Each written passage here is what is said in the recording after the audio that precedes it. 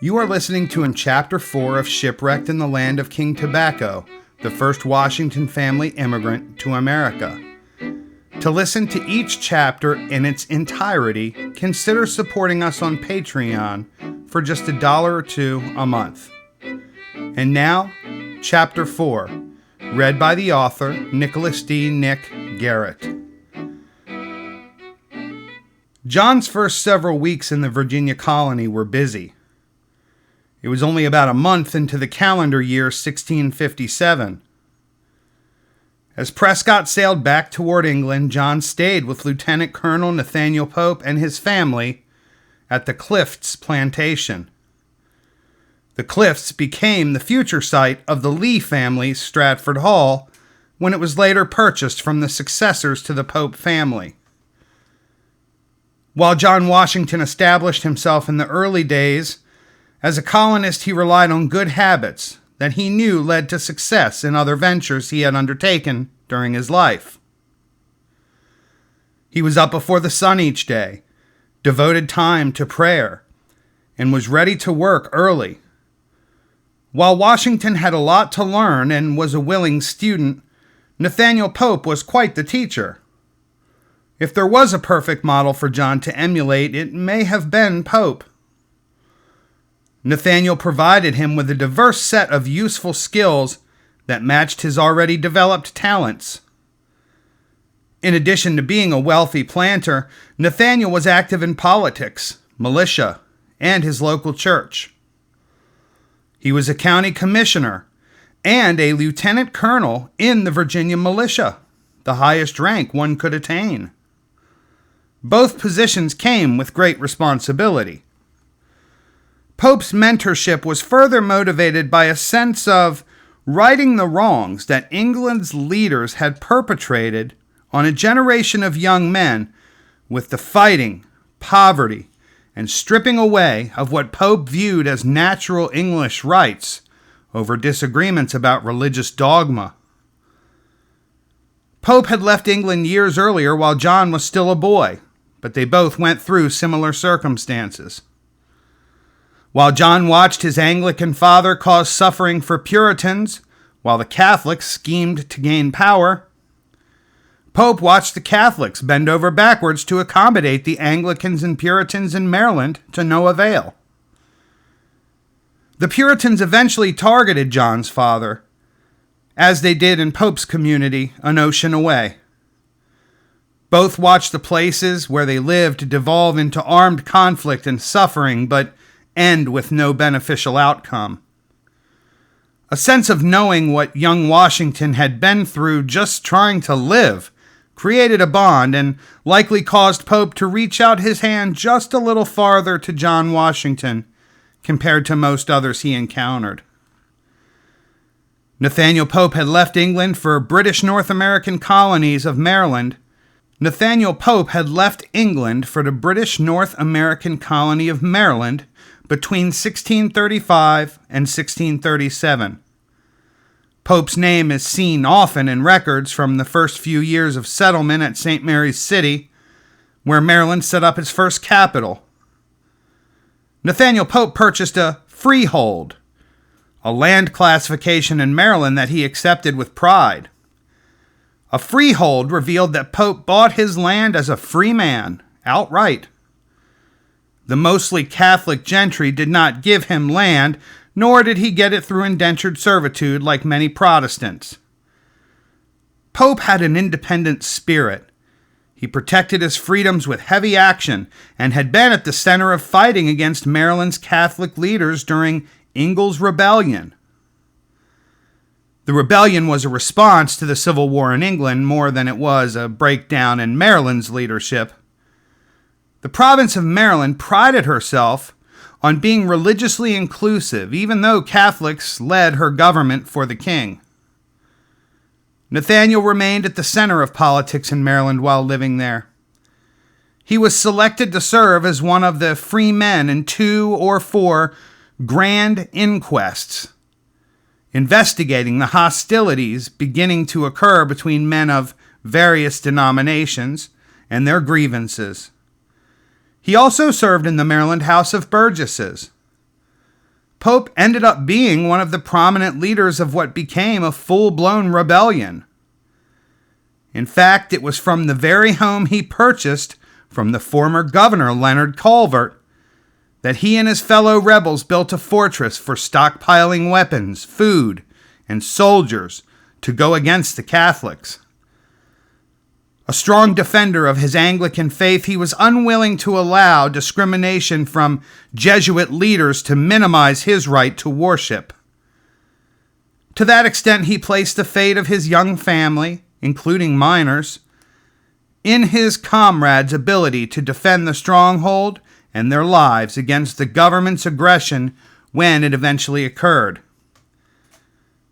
Later on, unwilling to settle for half measures, Pope and other prominent rebels kept the fight going by trying to garner support from the political elite on Kent Island, a small piece of land disputed between Virginia and Maryland, but their efforts were to no avail.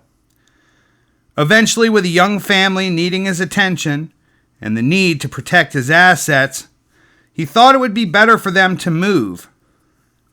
When Pope and his rebels were invited to take oaths of fealty in exchange for full pardons, the shoreline just across the Potomac in Virginia looked better and better. What amounted to surrender could not have set well with men like Nathaniel Pope, even though by that time all were glad to see the conflict end. They had gained some of what they were after, but it showed just how much the English Civil War and the Protestant Reformation had affected the colonies. Around that time, a moratorium on migration into Virginia was lifted, allowing a flood of new emigrants from Maryland to come across the Potomac into Virginia's northern neck. Nathaniel took his family into Westmoreland and Northumberland counties, as did many others. Nathaniel Pope and his wife Lucy, called Luce, had 4 children. They were all still minors when they met John Washington for the first time.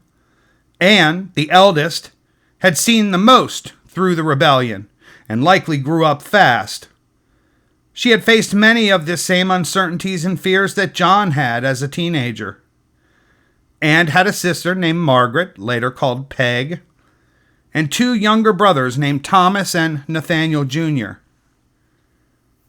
For several years before John Washington arrived, the Popes had been living on his Cliffs plantation near the bottle-shaped Cedar Island Creek, sometimes known as Fishing Creek, and eventually titled Pope's Creek. Pope was planting tobacco and corn, and importing other goods and services for the ultimate benefit of his family. Lieutenant Colonel Pope was smart and had been successful considering how the Civil War in Maryland could have destroyed him. Given that 19th century scholars alleged him to have been illiterate, a speculation contrary to the preponderance of evidence otherwise, he believed strongly in education. By 1652, he was actively looking for private tutors for all 4 of his children, including the girls. He made his mark on the ears of his livestock as they grew in numbers.